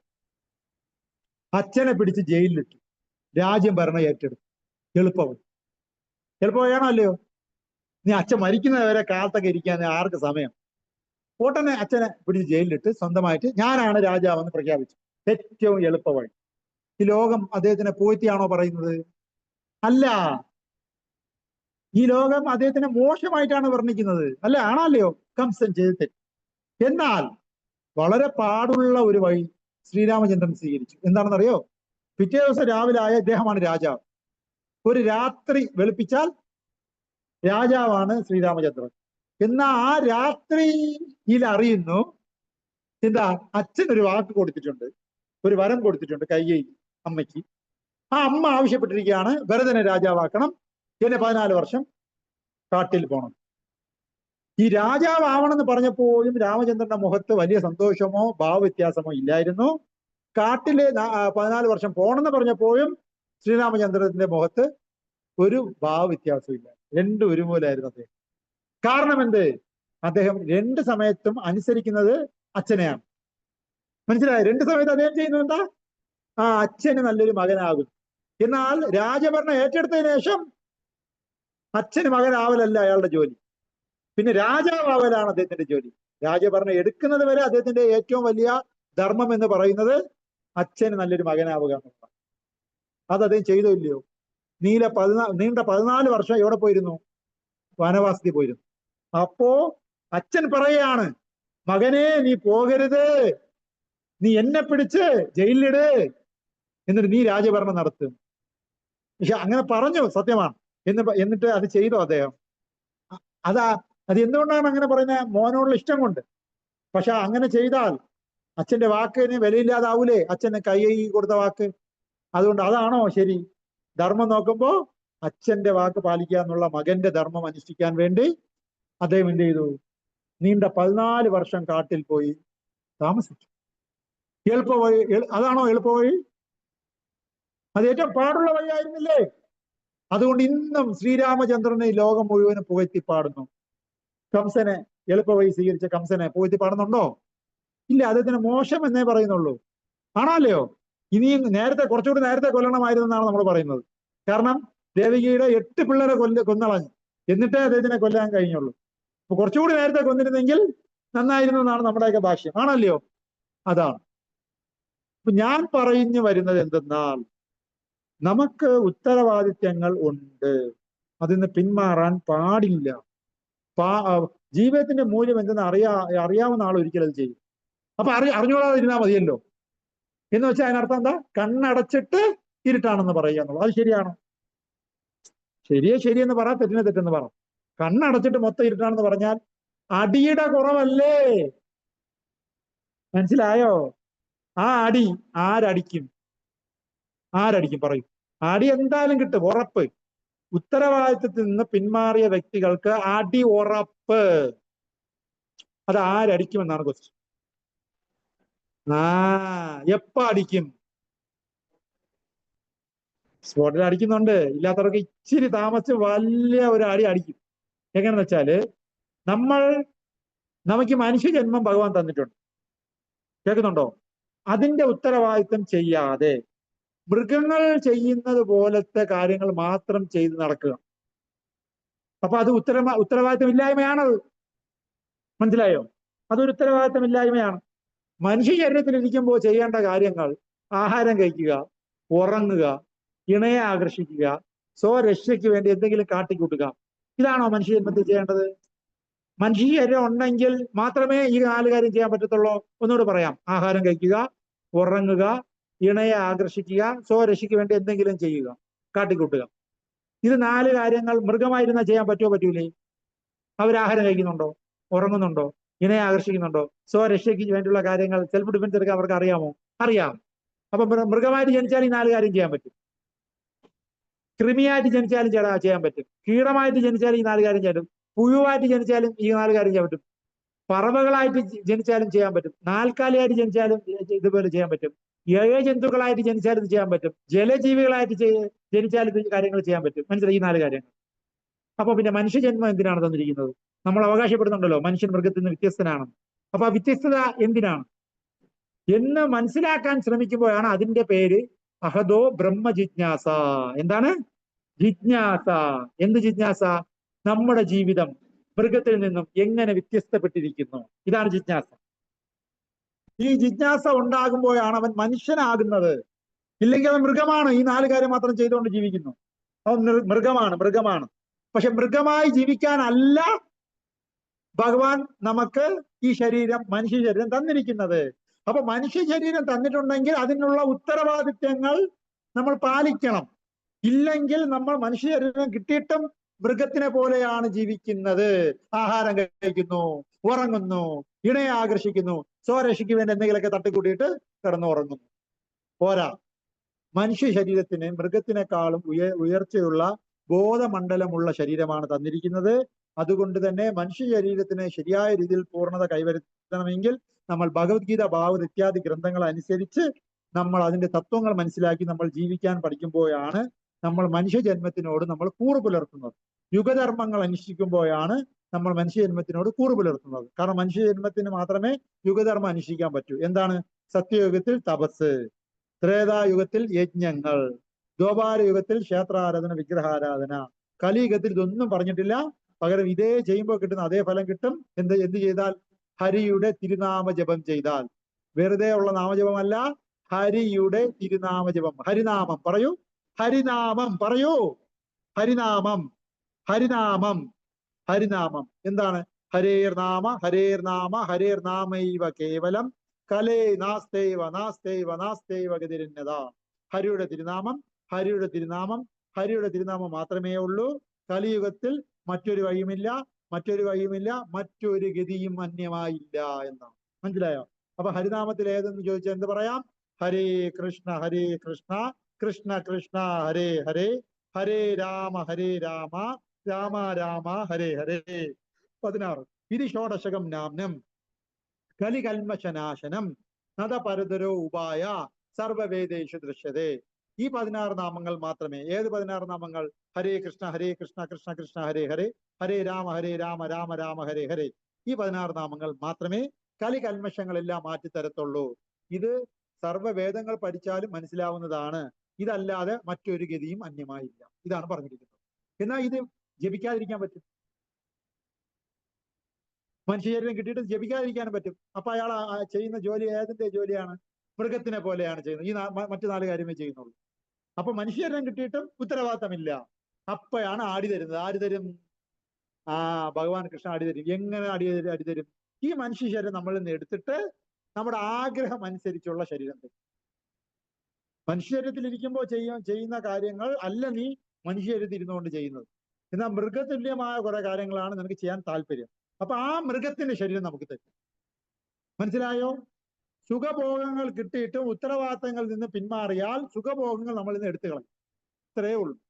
ഉള്ള സുഖം പോലും എടുത്തു കളയും. മനസ്സിലായോ? ഉത്തരവാദിത്തങ്ങൾ നമ്മൾ ചെയ്യാതെ നമ്മുടെ അവകാശങ്ങൾക്ക് മാത്രം മുറവിളി കൂട്ടിയാൽ തലയിൽ ഭഗവാൻ നല്ല ഒരു പൊട്ട് തരും. മനസ്സിലായോ? ഈ ലോകത്തിൽ എല്ലാവരും അവകാശങ്ങൾക്ക് വേണ്ടി സമരം ചെയ്യുന്നവരാണ്. എന്നാൽ അവകാശങ്ങൾക്ക് വേണ്ടി സമരം ചെയ്യാൻ ആർക്കാണ് അധികാരം എന്ന് ചോദിച്ചാൽ ആർക്കാണ് അധികാരം? അവരുടെ ഡ്യൂട്ടീസ് കറക്റ്റായിട്ട് ചെയ്യുന്നവർക്ക് മാത്രമേ അവകാശത്തിന്റെ കാര്യത്തിന് വേണ്ടി അവകാശ സമരം നടത്താൻ അർഹതയുള്ളൂ. മനസ്സിലായോ? അവകാശങ്ങൾക്ക് നമുക്ക് അർഹതയുണ്ട് കിട്ടാൻ, നേടിയെടുക്കാൻ. പക്ഷെ അവന്റെ ഡ്യൂട്ടി ചെയ്തിട്ട് വേണം അവകാശങ്ങളെ കുറിച്ച് നമ്മൾ സമരം ചെയ്യാൻ. അല്ലാതെ സ്വന്തം ഡ്യൂട്ടി വട്ടപൂജ ഒന്നും ചെയ്യൂല. എന്നാൽ ഇനിയും എനിക്ക് വേണം എന്ന് പറഞ്ഞാൽ അതിൽ ന്യായമുണ്ടോ, നീതിയുണ്ടോ? ഇല്ല. അങ്ങനെയുള്ളവർക്ക് ഭഗവാൻ നല്ല പടക്കാന്നൊരു ഒറ്റ അടിച്ചു. എങ്ങനെ അടിക്കും? നമ്മളിൽ ഉള്ള കുറെ കഴിവുകളുണ്ട്, ഉപയോഗിക്കാതെ വച്ചിരിക്കുന്ന കഴിവുകൾ തിരിച്ചെടുക്കും, സാഹചര്യങ്ങൾ തിരിച്ചെടുക്കും, സൗഭാഗ്യങ്ങൾ തിരിച്ചെടുക്കും. മനസ്സിലായോ? നമുക്ക് തന്നിരിക്കുന്ന തോക്ക് സ്വന്തം ഇഷ്ടത്തിന് ഉപയോഗിക്കാനല്ല. ഒരു മിലിറ്ററിക്ക് ഒരു തോക്ക് തന്നിട്ടുണ്ട്. അതെന്തിനാണ് തന്നിരിക്കുന്നത്? മിലിറ്ററിക്ക് ഒരു തോക്ക് എന്തിനാണ് തന്നിരിക്കുന്നത്? രാജ്യരക്ഷയ്ക്ക് വേണ്ടി ഉപയോഗിക്കാനാണ്. ഇതേ ജോലിക്ക് പോകില്ല എന്ന് വീട്ടിൽ തോക്ക് വെച്ചിട്ടുണ്ട്. പറഞ്ഞു മനസ്സിലായ? തോക്ക് വീട്ടിൽ വെച്ചിരിക്കുന്നു. തോക്ക് വീട്ടിൽ വെച്ചേക്കാനാണോ തന്നത്? ഇവിടെ തന്നിരിക്കുന്നത് തോക്ക് മിലിറ്ററി ആയതുകൊണ്ടാണ് തന്നിരിക്കുന്നത്. ഇതേ വീട്ടിൽ കൊണ്ട് വച്ചിട്ട് ജോലിക്ക് പോണില്ല. അപ്പൊ എന്ത് ചെയ്യും? തോക്ക് തിരിച്ചെടുക്കും. തോക്കെടുക്കാൻ എവിടെ നിന്ന് ആള് വരും? ഗവൺമെന്റിന് ആള് വന്ന് തോക്കെടുത്തു. നിന്നെയും കൂടെ നമ്മളെയും കൂടെ തൂക്കിക്കൊണ്ടാണ് പോണത്. മിനിമം നമ്മളെ തൂക്കിക്കൊണ്ട് പോയില്ലെങ്കിൽ മിനിമം എന്ത് ചെയ്യും? ആ തോക്കെങ്കിലും എടുത്തോണ്ട് പോകും. അപ്പൊ ഇന്നലെ വരെ നമ്മുടെ വീട്ടിന്റെ നടുവിലുള്ള ആൾക്കാർ തോക്ക് കാണിച്ച് ഭീഷണിപ്പെടുത്തിയത് ഇനി ഭീഷണിപ്പെടുത്താൻ പറ്റുമോ? തോക്കാര് കൊണ്ടുപോയി. എന്നിട്ട് തീർന്നില്ല. ഇത്രയും ദിവസം അനധികൃതമായി തോക്ക് നമ്മൾ കൈവശം വച്ചതിന് പേപ്പർ വരും, അല്ലെ? ഒഫീഷ്യൽ ഡ്യൂട്ടിക്ക് ഇടയിൽ മാത്രം ഉപയോഗിക്കാൻ പറ്റുന്ന തോക്ക് നിങ്ങൾ വീട്ടിലേക്ക് കൊണ്ടുപോയി. എന്തിന്? ചോദ്യം. നിങ്ങൾ എത്രയോ കാലമായി ഇവിടെ വന്നിട്ടില്ല, ജോലിക്ക് വന്നിട്ടില്ല. അപ്പൊ അത്രയും കാലം ഒഫീഷ്യൽ സാധനങ്ങൾ എന്തുകൊണ്ട് മിസ്യൂസ് ചെയ്തു? ചോദ്യം. മനസ്സിലായ? ഇങ്ങനെ മനുഷ്യ ശരീരം കിട്ടിയിട്ടും മൃഗതുല്യമായ കാര്യങ്ങൾ ചെയ്യാൻ വേണ്ടി മാത്രം നിങ്ങളുടെ സമയം എൻഗേജ് ചെയ്തു. ഇത്രയും കാലം നിങ്ങൾ മനുഷ്യ ശരീരത്തിൽ നിന്നും ചെയ്യേണ്ട കാര്യങ്ങൾ എന്തുകൊണ്ട് ചെയ്തില്ല? കേൾക്കുന്നുണ്ടോ? ചോദ്യം വന്നു. ഉത്തരം: കണ്ണടച്ച് ഞാൻ ഇരുട്ടാക്കി കിടന്നുറങ്ങി. അതല്ല ആൻസർ. അതിന് പണിഷ്മെന്റ് ഉണ്ട്, അതിന് കൊട്ടുണ്ട്, തക്കതായ കൊട്ട് കിട്ടും. മനസ്സിലായോ? ഉത്തരവാദിത്യങ്ങളിൽ നിന്ന് ഒഴിഞ്ഞു പോകുന്ന വ്യക്തികൾക്ക് വ്യക്തമായ തിരിച്ചടി ഉണ്ട്. Every action has their is equal and opposite reaction. അടുത്ത ജന്മത്തിൽ നമ്മളെ തുറന്ന് ജീവിക്കുന്ന കുടുംബക്കാരുടെ ഇടയിൽ നമ്മൾ പോയി ജനിക്കും. മനസ്സിലായ? അങ്ങനെ എളുപ്പമൊന്നും രക്ഷപ്പെടാനൊന്നും പറ്റൂല. നമ്മളെ തുറന്ന് ജീവിക്കുന്ന കുടുംബക്കാരുടെ ഇടയിൽ പോയി നമ്മൾ ജീവിക്കും. അവര് വർണ്ണവര് പോണവരെല്ലാം നമ്മളെ ഉപദ്രവിക്കും. മനസ്സിലായ? മനസ്സിലായ? അങ്ങനെയാണ് നേരത്തെ പറഞ്ഞ ഒരു ചേട്ടന് 4 സഹോദരിമാര് ജനിച്ചത്. നേരത്തെ ഒരു ചേട്ടന്റെ കാര്യം പറഞ്ഞ ഓർമ്മയുണ്ട? എന്താ? 4 സഹോദരിമാര് ജനിച്ചു. ഈ 4 സഹോദരിമാരെ വച്ച് പൂർവ്വജന്മത്തിൽ ഇദ്ദേഹം ഉത്തരവാദിത്തമില്ലാതെ അയിഞ്ഞാടി നടന്നു. അതുകൊണ്ട് നെക്സ്റ്റ് ബർത്തിൽ അവരെല്ലാം സഹോദരിമാരായിട്ട് വന്ന് ജനിച്ച് ഇദ്ദേഹത്തിന്റെ മൊത്തം ലൈഫും ആർക്ക് വേണ്ടി ഡെഡിക്കേറ്റ് ചെയ്യേണ്ടി വന്നു? അങ്ങനെയാണ്, അല്ല വെറുതെ ഒന്നും അല്ല. മനസ്സിലായോ? അപ്പൊ ഈ ജന്മത്തിൽ നമ്മൾ എന്തെങ്കിലും ഒരാൾ നമുക്കൊരു സഹായം ചെയ്താൽ ആ സഹായം സ്വീകരിക്കുന്നതിന് പകരം ആ സഹായം ചെയ്ത ആളുടെ കയ്യും കൂടെ വെട്ടിയെടുക്കാൻ പാടില്ല. മനസ്സിലായോ? നമുക്ക് ഒരാളൊരു ദാനം തന്നാൽ നമ്മൾ എന്ത് ചെയ്യണം? ദാനം മാത്രം സ്വീകരിക്കണം. ദാനം തന്നു, ദാനം സ്വീകരിക്കുന്ന ആളിന്റെ കയ്യിൽ കയറി ഒരു പിടി, എന്നിട്ട് ഇവിടെ നിന്ന് കൈയും കൂടെ അങ്ങ് വെട്ടിയെടുത്ത് അങ്ങനെ ഇരിക്കും. നല്ലതാണോ? എന്നതുപോലെ നമ്മൾ പ്രവർത്തിച്ച് കളയരുത്.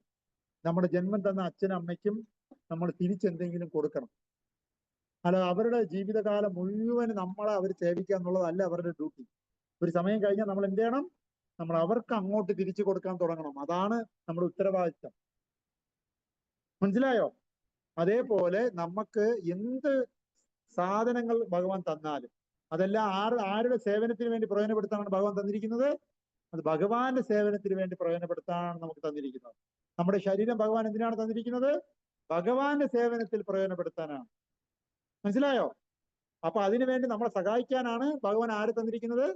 നമ്മുടെ കുടുംബാംഗങ്ങളെ തന്നിരിക്കുന്നത്. അപ്പൊ കുടുംബാംഗങ്ങളെല്ലാം മുൻനിർത്തി നമ്മൾ ആരെ സേവനം ചെയ്യണം? ഭഗവാന് സേവനം ചെയ്യണം. കുടുംബാംഗങ്ങളെ മുൻനിർത്തി ഭഗവാനെ നമുക്ക് എങ്ങനെ സേവനം ചെയ്യാൻ പറ്റും? പറയൂ. നമ്മൾ ഭഗവാനെ നിവേദിക്കുന്ന ഒരു ശീലം ഉണ്ടാക്കിയാൽ, വീട്ടിൽ ഭഗവാന്റെ ഫോട്ടോ വെച്ച് വീട്ടിൽ നമ്മൾ ആഹാരം കഴിക്കുമല്ലോ, ആ ആഹാരങ്ങളെല്ലാം ഭഗവാൻ നിവേദിച്ച് മാത്രം കഴിക്കുന്ന ഒരു ശീലം ഉണ്ടെങ്കിൽ എല്ലാവരും ഏത് സേവനത്തിൽ ഏർപ്പെട്ട് കഴിഞ്ഞു? ഭഗവാന്റെ സേവനത്തിൽ ഏർപ്പെട്ട് കഴിഞ്ഞു. കാരണം എന്ത്? നമ്മൾ ജോലിക്ക് പോകുന്ന എന്തിനാണ്? ഭഗവാന് വേണ്ടി നിവേദ്യം ഉണ്ടാക്കി ഭഗവാൻ നിവേദിക്കാനുള്ള ആഹാരം ഉണ്ടാക്കാൻ വേണ്ടിയുള്ള സാധനങ്ങൾ മേടിക്കാനുള്ള പൈസ ഉണ്ടാക്കാനാണ്. മനസ്സിലായോ? അപ്പൊ ജോലിക്ക് പോകുന്നത് ഭക്തിയുക്ത ഭഗവത്സേവൻ ആയില്ലേ? പോയി കൊണ്ടുവന്ന പൈസ വൈഫിന്റെ കയ്യിൽ കൊടുക്കുമ്പോൾ വൈഫ് ആ പലചനങ്ങളൊക്കെ മേടിച്ച് മലക്കറയൊക്കെ മേടിച്ച്, അല്ലെ, നമ്മളും കൂടെ സഹായിച്ച് പോയി മലക്കറയൊക്കെ മേടിക്കുന്നതും ഭക്തിയുക്ത ഭഗവത്സേവനായി മാറുകയാണ്. എന്നിട്ട് മലക്കറി അരിയുന്നത് ഭക്തിയുദ്ധ ഭഗവത് സേവനമാണ്. ഭഗവാൻ നിവേദിക്കുന്നത് ഭക്തിയുദ്ധ ഭഗവത് സേവനമാണ്. മക്കൾക്കും ഭർത്താവിനും വിളമ്പി കൊടുക്കുന്നത് ഭക്തിയുദ്ധ ഭഗവത് സേവനമാണ്. അത് എല്ലാം കഴിച്ചതിന് ശേഷം ആ പാത്രം കഴുകി വെക്കുന്നത് ഭക്തിയുദ്ധ ഭഗവത് സേവനമാണ്. കണ്ട, എല്ലാം എന്തായി മാറി? ഭഗവാന്റെ അർപ്പിച്ചുള്ള ജീവിതമായി മാറി. അവിടെ എന്തുണ്ട്? നന്ദിയുണ്ട്. ആരോടുള്ള നന്ദി? ഭഗവാനോടുള്ള നന്ദി. എന്തിനാണ് നന്ദി?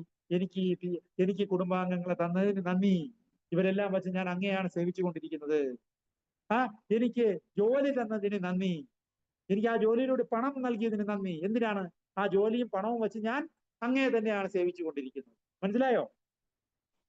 ഇങ്ങനെയുള്ള നന്ദി പ്രകാശനമാണ് നമ്മൾ ആ പ്ലേറ്റ് എടുത്ത് ഭഗവാന്റെ ഫ്രണ്ടിൽ വെച്ചിട്ട്, ഭഗവാനെ പ്രേമത്തോട് ഭക്തിയോട് കൂടി ഈ ഭക്ഷണം അങ്ങേക്ക് അർപ്പിക്കുന്നു, ദയവായി ഭഗവാനെ അങ്ങ് ഈ ഭക്ഷണം സ്വീകരിക്കണമേ. ഒരു തുളസി എടുത്ത് അതിന്റെ മേളിലിടുക, എന്നിട്ട് നമസ്കരിക്കുക, എന്നിട്ട് ആ കർട്ടൻ ഇട്ടിട്ട് ഭഗവാന്റെ ഫ്രണ്ടിൽ വെച്ചിട്ട് ഹരേ കൃഷ്ണ മഹാമന്ത്രം ഒരു റൗണ്ട് ജപിക്കുക, അല്ലെങ്കിൽ ഭഗവത്ഗീത ഒരു ശ്ലോകം വായിക്കുക. ഹരേ കൃഷ്ണ കൃഷ്ണ കൃഷ്ണ ഹരേ ഹരേ, ഹരേ രാമ രാമ രാമ ഹരേ ഹരേ എന്ന് ഒരു മാല മൊത്തം ജപിക്കാൻ പറ്റിയില്ലെങ്കിൽ കുറെ നേരം ജപിച്ചിട്ട് വീണ്ടും കൈകൊട്ടി നമസ്കരിച്ച് ആ പ്രസാദം എടുത്ത് നമ്മൾ ഉണ്ടാക്കിയ ആഹാരത്തിൽ മിക്സ് ചെയ്യുക. എന്നിട്ട് നമ്മുടെ കുടുംബാംഗങ്ങൾക്ക് വിതരണം ചെയ്യുക. അപ്പൊ ഇവിടെയെല്ലാം എന്താണ് സംഭവിക്കുന്നത്? ഇവിടെ ഇന്നത്തെ നിയമം അനുസരിച്ച്, ഇന്നത്തെ കോർപ്പറേറ്റ് വേൾഡിൽ പറയുന്ന ഒരു വാക്കാണ് ഗ്രാറ്റിറ്റ്യൂഡ്. പറയൂ, ഗ്രാറ്റിറ്റ്യൂഡ് പറയൂ. ഗ്രാറ്റിറ്റ്യൂഡിന്റെ അർത്ഥം നന്ദി. എന്താ? നന്ദി. നന്ദി പറയുകയാണെങ്കിൽ നിങ്ങൾക്ക് എല്ലാം കിട്ടും. ഉള്ളതിന് നന്ദി ഇല്ലാത്ത ആളിന് എല്ലാം കിട്ടുമോ? ഞാനൊരു പഴഞ്ചൊല്ല് പറയാം, ഇതിനർത്ഥം എന്താണെന്ന് നിങ്ങൾ പറയാം കേട്ടോ. പറയോ? ഉള്ളവർക്ക് വീണ്ടും കിട്ടും, ഇല്ലാത്തവർക്ക് ഉള്ളതും കൂടെ നഷ്ടപ്പെടും. എന്ത് ഉള്ളവർക്ക്, എന്ത് ഇല്ലാത്തവർക്ക്? പറയൂ. ഉള്ളവർക്ക് വീണ്ടും കിട്ടും, ഇല്ലാത്തവർക്ക് ഉള്ളതും കൂടെ പോകുന്ന കേട്ടിട്ടുണ്ടോ? കേട്ടില്ലേ? ഉള്ളവർക്ക് ഭഗവാൻ വീണ്ടും വീണ്ടും കൊടുക്കും, ഇല്ലാത്തവർക്ക് ഉള്ളതും കൂടെ പിടിച്ചോണ്ട് പോക്കളെ. കേട്ടിട്ടുണ്ടോ? എന്തുള്ളവർക്ക്? പറയൂ, എന്തുള്ളവർക്ക്? സാറിന് അറിയാമോ? സമ്പത്താണെന്നാണ് വിചാരിക്കുന്നത്? അല്ല. അടുത്തത് സ്നേഹമാണോ? അല്ല. 3, നന്ദിയുള്ളവർക്ക്. നന്ദിയുള്ളവർക്ക് ഭഗവാൻ വീണ്ടും തരും, നന്ദിയില്ലാത്തവർ ഉള്ളതും കൂടെ എടുത്തോണ്ട് പോക്കളെ. അതാണ് അതിന്റെ സത്യം. എന്തിന്റെ നന്ദി? നമുക്ക് ആരോഗ്യമുള്ള ശരീരം തന്നതിന് നന്ദി ഭഗവാനെ. എനിക്ക് കയറി കിടക്കാൻ ഒരു വീടുള്ളതിന് നന്ദി ഭഗവാനെ. എനിക്ക് സ്നേഹിക്കാൻ ഒരു ഭാര്യ ഉള്ളത്, ഭർത്താവ് ഉള്ളതിന് നന്ദി ഭഗവാനെ. എനിക്ക് ഓമനത്തുള്ള മക്കളെ തന്നതിന് നന്ദി ഭഗവാനെ. എനിക്ക് അച്ഛനെയും അമ്മയും തന്നതിന് നന്ദി ഭഗവാനെ. എനിക്ക് ഈ നാട്ടിൽ വന്ന് ജനിക്കാൻ അവസരം തന്നതിന് നന്ദി ഭഗവാനെ. എനിക്ക് നല്ല കാറ്റുള്ള സ്ഥലത്ത് ജന്മം നൽകിയതിന് നന്ദി ഭഗവാൻ. എല്ലായിടത്തും നല്ല കാറ്റല്ല, നല്ല വെള്ളമല്ല. മനസ്സിലായോ? എനിക്ക് അസുഖമില്ലാത്ത ശരീരം തന്നതിന് നന്ദി ഭഗവാനെ. എനിക്ക് നല്ലൊരു അത്യാവശ്യം ജീവിച്ചു പോകാനുള്ള ജോലി തന്നതിന് നന്ദി ഭഗവാനെ. കേൾക്കുന്നുണ്ടോ? ആരോഗ്യമുള്ള ശരീരമുള്ള ഭാര്യയെ തന്നതിന് നന്ദി ഭഗവാൻ. ആരോഗ്യമുള്ള ശരീരമുള്ള മകനെ തന്നതിന്, മകളെ തന്നതിന് നന്ദി ഭഗവാൻ എന്ന് പറയണം. ഇങ്ങനെ പറയുന്നതാണ്. പറയൂ, ഹരേ കൃഷ്ണ കൃഷ്ണ കൃഷ്ണ ഹരേ ഹരേ, ഹരേ രാമ രാമ രാമ ഹരേ ഹരേ. ഭഗവാന്റെ തിരുനാമം ജപിക്കുന്ന ആൾക്കാർ നന്ദി പ്രകാശനമാണ് ചെയ്യുന്നത് ഭഗവാനോട്. അപ്പൊ അവർക്ക് കൂടുതൽ കിട്ടോ, ഉള്ളതും കൂടെ നഷ്ടപ്പെടുമോ? അവർക്ക് വീണ്ടും വീണ്ടും നല്ലത് കിട്ടും. അവർ എന്നും ഭഗവാനോട് നന്ദി പറയുന്നതാണ്. ചില ആൾക്കാർ ഭഗവാനിൽ വിശ്വാസമില്ലാത്തവർ ഇന്നത്തെ കോർപ്പറേറ്റ് വേൾഡിൽ പറയുന്ന വാക്കാണ് പ്രകൃതിയോട് നന്ദി പറയുക. പ്രകൃതി എല്ലാം നമുക്ക് തരും. മനസ്സിലായോ? നന്ദി പറയൂ, നിങ്ങൾക്ക് എല്ലാം കിട്ടും. പ്രകൃതിയോട്. ആരോട് നന്ദി പറയണം? പ്രകൃതിയോട്. എന്നാൽ ഭഗവത്ഗീത ഭഗവാൻ പറയുന്നു മയ്യധ്യക്ഷേന പ്രകൃതി. ഈ പ്രകൃതി ചലിക്കുന്നത് എന്റെ അധ്യക്ഷതയിലാണ്. ആരുടെ അധ്യക്ഷതയിലാണ്? അപ്പൊ പ്രകൃതി ചലിക്കുന്നത് ആരുടെ അധ്യക്ഷതയിലാണ്? ഭഗവാനാണെങ്കിൽ അതിന്റെ ശരിക്കുമുള്ള കിങ് മേക്കർ ആരാണ്? ഭഗവാനല്ലേ? അപ്പൊ പ്രകൃതിയോടാണോ നമ്മൾ നന്ദി പറയേണ്ടത്, അതോ പ്രകൃതിയെ പ്രവർത്തിപ്പിക്കുന്ന ഭഗവാനോടാണോ? ആണ്. അപ്പൊ അദ്ദേഹത്തിന്റെ നാമം ജപിക്കുന്നത് നന്ദി പ്രകാശനമല്ലേ? അതാണ് നമ്മൾ പറയുന്നത്. അപ്പോ അതെല്ലാം ഉണ്ട്, സമ്മതിക്കുന്നു. ആണ്. അഹം ബീജപ്രദപിത. ഇന്നത്തെ ശ്ലോകത്തില് പർപ്പട്ടില് വ്യക്തമായി പറയുന്നുണ്ട്, എല്ലാവരുടെയും പിതാവ് കൃഷ്ണനാണെന്നാണ്. ഇല്ല, ഭഗവത്ഗീതയില് കൃഷ്ണൻ തന്നെയാണ് ദൈവം എന്ന് വ്യക്തമായി പറയുന്നു. അപ്പൊ ഞാൻ ഇന്നത്തെ ക്ലാസ് അവസാനിപ്പിക്കാം. 7 മണിക്ക് മറ്റൊരു ക്ലാസ് സ്റ്റാർട്ട് ചെയ്യാണ്. ഈ പ്ലാറ്റ്ഫോമാണ് ഉപയോഗിക്കേണ്ടത്. അതുകൊണ്ട് ഞാൻ പെട്ടെന്ന് ക്ലാസ് നിർത്തുന്നു. പെട്ടെന്നല്ല, നമ്മൾ നേരത്തെ തുടങ്ങി അല്ലേ? ഇന്ന് നേരത്തെ തുടങ്ങിയത്. അപ്പൊ 1 മണിക്കൂറായി. അപ്പോ പറഞ്ഞു വരുന്നതിന്റെ പൊരുൾ എന്തെന്ന് വെച്ചാൽ, ഇന്നത്തെ ശ്ലോകത്തിൽ കൃഷ്ണൻ പറയുന്നു, ഭഗവാൻ പറഞ്ഞു, പ്രിയപ്പെട്ട അർജുന, നിനക്ക് എവിടെ നിന്നാണ് വന്നത് ഈ മാലിന്യം? എന്താണ്? അലസത എന്നുള്ള മാലിന്യം. സ്വന്തമായിട്ടുള്ള ഉത്തരവാദിത്തങ്ങളിൽ നിന്ന് ഒളിച്ചാടാനുള്ള ഈ മാലിന്യം എവിടെ നിന്നാണ് നിനക്ക് വന്നത്? ജീവിതത്തിന്റെ മൂല്യം എന്തെന്ന് അറിയാവുന്ന ഒരാൾക്ക് ഇതൊട്ടും യോജിച്ചതല്ല. മനുഷ്യജന്മത്തിന്റെ മഹനീയത മനസ്സിലാക്കിയ ഒരു വ്യക്തിക്ക് ഇത് യോജിച്ചതല്ല. ഈ ഉത്തരവാദിത്തം പിന്മാറുന്നത് എന്തില്ലായ്മയാണ്? നന്ദിയില്ലായ്മയാണ്. നിനക്ക് ഈ നല്ല യോദ്ധാവിന്റെ ശരീരവും ട്രെയിനിങ് ഒക്കെ തന്നത് നീ പിന്മാറുകയാണെങ്കിൽ നീ നന്ദി കെട്ടവനാണ്, അല്ലേ? നന്ദി കെട്ടവനല്ലേ? അതാണോ നീ ചെയ്യേണ്ടത്? ഒരു ലോകങ്ങളിലേക്കല്ല, ഇത് അകീർത്തിയിലേക്കാണ് നിന്നെ നയിക്കുന്നത്. മനസ്സിലായോ? ഉപരിലോകങ്ങളിലേക്കല്ല നിന്നെ ഇവിടെ എവിടെയാണ് നിന്നെ എത്തിക്കാൻ പോണത്? ഈ ലോകത്തിൽ തന്നെ അധികം. ഉപരിലോകം എന്ന് പറഞ്ഞാൽ സ്വർഗത്തിന് മുകളിൽ 14 ലോകങ്ങളുണ്ട്. അവിടെ പുണ്യം ചെയ്ത നല്ല ആൾക്കാർക്ക് മാത്രമേ എത്താൻ പറ്റത്തുള്ളൂ. ഓക്കെ, ഇദ്ദേഹത്തിന്റെ ഈ ഉത്തരവാദിത്തത്തിൽ നിന്ന് പിന്മാറിയാൽ ഇദ്ദേഹത്തിന് സ്വർഗത്തിലേക്ക് പോകാൻ പറ്റുമോ?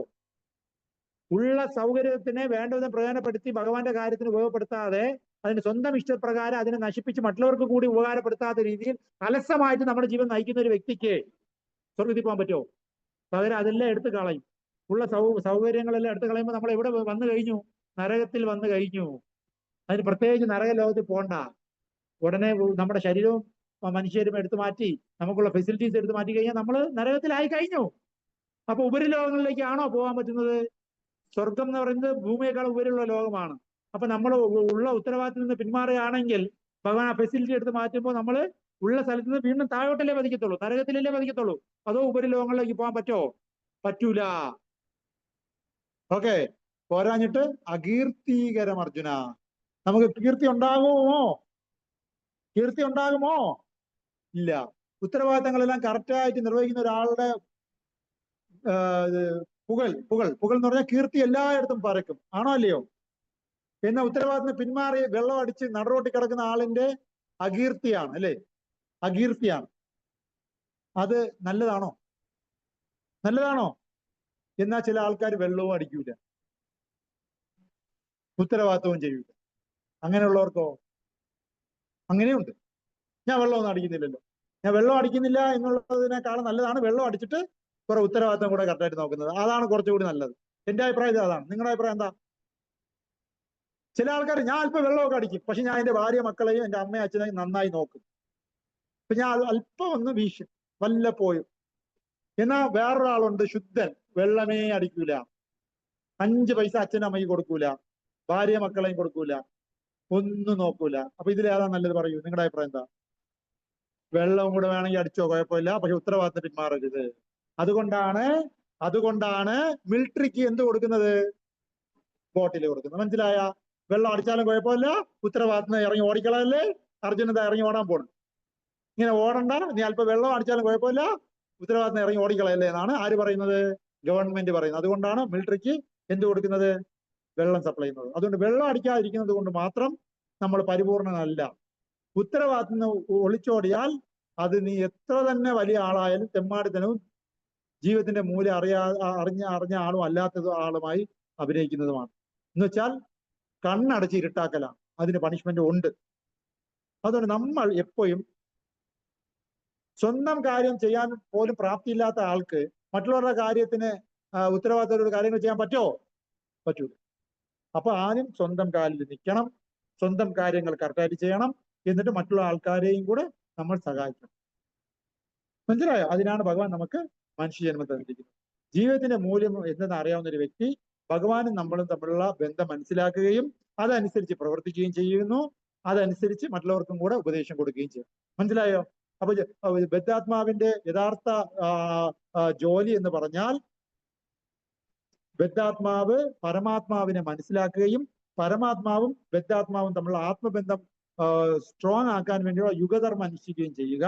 എന്നിട്ട് ആ യുഗധർമ്മം അനുഷ്ഠിച്ച് ഭൗതിക ലോകത്തിലുള്ള ശരീരത്തിൽ നിന്നും ചെയ്യേണ്ട ഭൗതികമായ കർത്തവ്യ നിർവഹണം കറക്റ്റായിട്ട് ചെയ്യുന്നതിന്റെ കൂടെ മറ്റുള്ളവർക്കും കൂടെ ഭഗവാനെ കുറിച്ച് മനസ്സിലാക്കാനുള്ള അവസരം ഉണ്ടാക്കുന്ന സേവനങ്ങൾ ചെയ്യുക എന്നുള്ളതാണ് ഒരാളുടെ യഥാർത്ഥ കർത്തവ്യം. ഓക്കെ, ശരി. അപ്പൊ ഇന്ന് വന്നു ചേർന്ന എല്ലാവർക്കും ഹൃദയത്തിന്റെ ഭാഷയിൽ നന്ദി പറയുന്നു. ഭഗവാനെ മനസ്സിലാക്കാൻ 3 സ്റ്റെപ്പുകൾ ഉള്ളതായിട്ട് പറയുന്നുണ്ട്. ബ്രഹ്മ സാക്ഷാത്കാരം, പരമാത്മ സാക്ഷാത്കാരം, ഭഗവത് സാക്ഷാത്കാരം. എന്നാൽ കൃഷ്ണനെ ആത്മസമർപ്പണം ചെയ്ത വ്യക്തി 3 സാക്ഷാത്കാരവും കഴിഞ്ഞ് 2 സാക്ഷാത്കാരങ്ങളും പൂർവ്വജന്മത്തിൽ അനുഷ്ഠിച്ചിട്ടുണ്ടെന്നും ഈ ജന്മത്തിലാണ് ഭഗവാനെ സമർപ്പണം ചെയ്യുന്നതെന്ന് മനസ്സിലാക്കുക. ബഹുനാം ജന്മനാം അന്ത്യേ ജ്ഞാനവാൻ മാം പ്രവർത്തിയതേ. ഒരുപാട് ജന്മമരണങ്ങളുടെ അവസാനം ഉണ്ടായ അറിവ് കൊണ്ടാണ് വാസുദേവനായ കൃഷ്ണനെ ശരണം ഒരാൾ പ്രാപിക്കുന്നത് എന്നാണ്. അപ്പൊ ഹരേ കൃഷ്ണ മന്ത്രം ജപിക്കുന്ന ആള് ഭഗവാനെ ശരണാഗതി പ്രാപിച്ച ആളാണ്, അല്ലെ? ഭഗവാനെ ശരണം പ്രാപിക്കാത്ത ആളിനെ ഹരേ കൃഷ്ണ മന്ത്രം ജപിക്കാൻ പറ്റുമോ? പറ്റൂല. അപ്പൊ എത്രയോ കോടി ജന്മങ്ങൾ ചെയ്ത അറിവ് കൊണ്ട് മാത്രമേ ഒരാൾക്ക് ഹരേ കൃഷ്ണ മന്ത്രം ഈ ജന്മത്തിൽ ജപിക്കാൻ പറ്റൂ എന്ന് മനസ്സിലാക്കി നമ്മൾ ഓരോരുത്തരും ഹരേ കൃഷ്ണ മന്ത്രം വളരെ ആത്മാർത്ഥമായി ജപിക്കേണ്ടതാണ്. എല്ലാവരും ജപിക്കൂ. ഹരേ കൃഷ്ണ കൃഷ്ണ കൃഷ്ണ ഹരേ ഹരേ, ഹരേ രാമ രാമ രാമ ഹരേ ഹരേ. എന്നാ പിന്നെ ജപിച്ചു കളയാം. ചിന്താവിഷ്ടയായ ശ്യാമളയിൽ അയാൾ ജപിച്ചതുപോലെ ഇരുട്ട വെളുക്ക ജപിച്ച് ഒരു കർത്തവ്യ നിർവഹണവും ചെയ്യാതെയും പോകരുത്. അങ്ങനെയും കുറെ ആൾക്കാരുണ്ട്.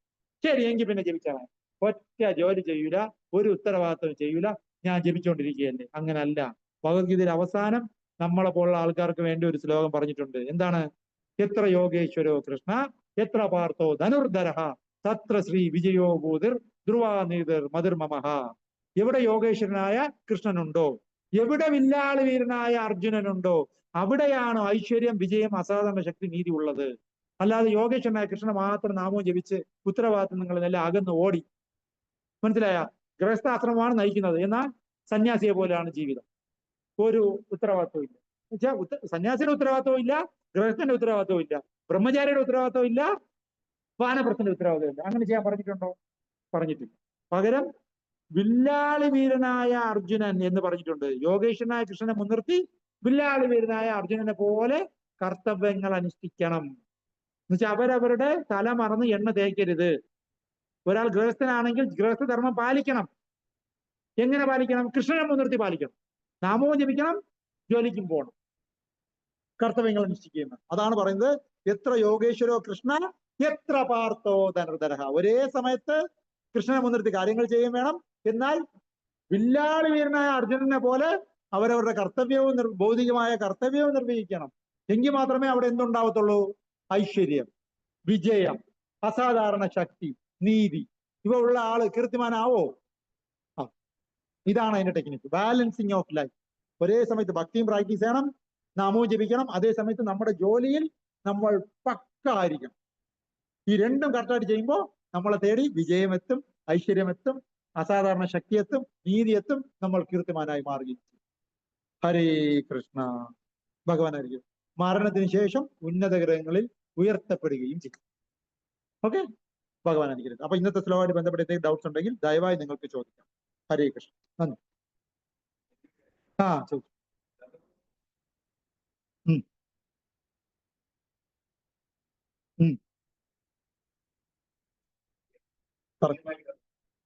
ഭഗവത്ഗീതയിൽ അത് വ്യക്തമായി പറയുന്നുണ്ട്.